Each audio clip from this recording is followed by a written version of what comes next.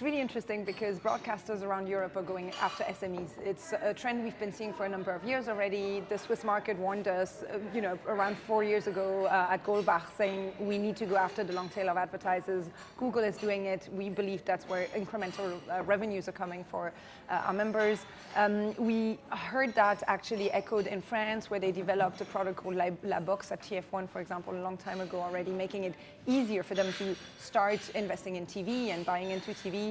I think the UK market actually has been looking at that for a number of years already, and Kelly Williams has brought that on a number of forums now, with saying ITV is going after the felt, the long tail, and we've seen that Comcast is trying to make TV easier to buy, press the easy button on TV. It's amongst other because they want SMEs who consider very often that TV is complicated to buy, complicated to understand, who wonder what a GRP is compared to a CPM, to understand how TV is bought, and they just want to make it easier for them. We've seen the German market move in that direction very much. RTL is organizing a big conference for SMEs every year. The Danes have built a platform a while ago already when they said, basically, we want SMEs to be able to buy TV with a credit card. That's it. They're used to that. It's just making things easier. And when I say TV, obviously, I mean the streaming side and just streaming extensions as well. And then continuing to move up in Sweden, for example, TV4 has launched an ad manager that is really aimed at small agencies or SMEs and all these companies that weren't looking into TV before.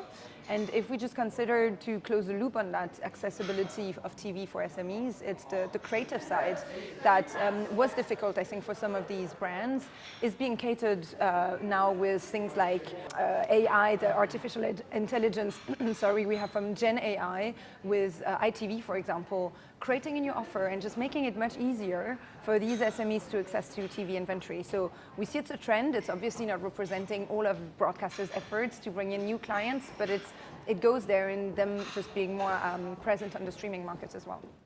Well, driving the case for collaboration is probably the fact that there's never been a moment where the media ecosystem has been that fragmented, that complicated. The competition is coming from all sides. So the good thing is we see that the broadcasters, our members on what some call the legacy side, are doing well. They're still there, they're very established, but they are moving into a, let's say, data-infused legacy, right? So they're transforming all of the classic business they had into a more data-infused business. And by doing so, they need to do more collaboration. So there's a side I think we too often call collaboration in our industry that's actually not collaboration. It's just working with data providers and tech providers and just making sure that the data side that we didn't use to manage or to master so well on the TV side, we're now doing that with people who actually know how to do it. So we're collaborating with data clean rooms or any company that is really able to help us with that. For me, that's not necessarily collaboration. The collaboration is really with people that are historically much more your competitors. And the UK market's very good at that. They've been doing it for years and years with Singbox. They have this televisionaries where the three big broadcasters are on stage, talking to clients almost on a monthly basis. What is bringing it forward is that they are now bringing in the platforms. I mean, Singbox has included in the definition of TV, Netflix, Amazon, and Disney, which is only obvious. Of course, they are TV. And so they are just joining that discussion now and are just helping promote and discuss what TV can do for brands. So I think that's really great. That's not happening in other markets necessarily. So we would love to see much more collaboration there and much more of a joint effort and a collaborative effort to the market. What's holding it back very often is either a question of ego and of this is our brand and we do not want to give up the efforts that we've been doing with our brand in our tech environment to go for someone else's tech. So it would be easier sometimes if a tech was coming from a very neutral player, but it never is the case, right? The player is never neutral. It always comes from somewhere. And the difficulty, I think, is that the expertise has to come from somewhere. So people need to put their ego aside a little bit.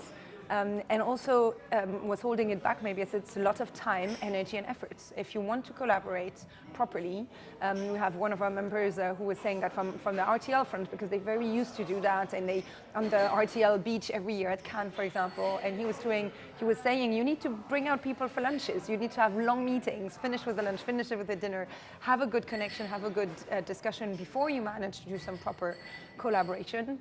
it's true that it's gonna probably take a bit longer to do certain things where you could move faster if you were alone, but you will go further, right? So it's this Chinese proverb that if you want to go fast, go alone. If you want to go far, go together. Maybe a last thing that would be driving collaboration is the danger that people are in. When you see your business put in danger, when you see your audience on young target groups declining, you want to do something. You want to collaborate with someone else to just save your business. And I have the impression sometimes maybe some broadcasters are just doing too well. Good for them, but maybe they don't need yet to collaborate. And maybe in the next years with the transformation, they will have to. Now, the difficulty is that sometimes they tried and that the legal authorities in their countries haven't let them do it. So we've seen efforts in the Netherlands, in France, in Germany, where they try to really come together as broadcasters to have a bigger unity to the markets, to compete with the global platforms that are really there and are reality for us. And the local entities don't see it like that. They would consider it competition, undue prominence of a certain player. We feel the European Union is maybe a bit more of understanding of that reality of the challenge that the global platforms are representing for our industry. They see it and they really are bringing it into the legislation now to bring a level playing field with our industry. So that's one of the job egta is doing as well. It's a complex issue, the collaboration issue, but we're getting better at it, I think. And some good examples, including from the UK market, are inspiring other markets. So I hope it goes in the right direction.